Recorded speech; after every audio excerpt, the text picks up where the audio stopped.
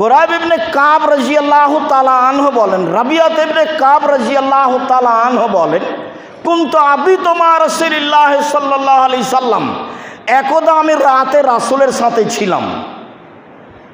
রাবিয়া ইবনে কাব রাদিয়াল্লাহু তাআলা আনহু বলেন, একদা আমি রাতে আল্লাহ রাসূলের সাথে ছিলাম।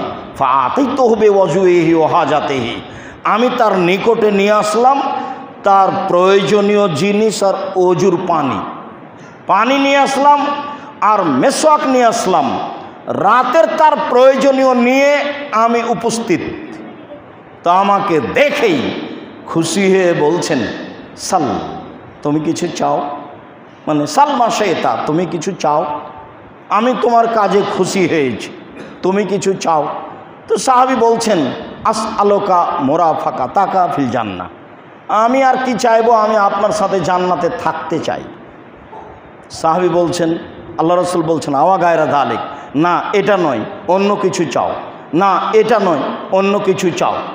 না এটা নয়, অন্য কিছু চাও। তো সাহাবী বলছেন, হুয়া দাকা, এটাই চাই। তখন রাসূল সাল্লাল্লাহু আলাইহি ওয়াসাল্লাম বলছেন, ফাইনি আলা নাফসিকা বিকাসরাতিস সুজুদ, তাহলে তুমি বেশি বেশি নফল পড়ে আমাকে সাহায্য করো।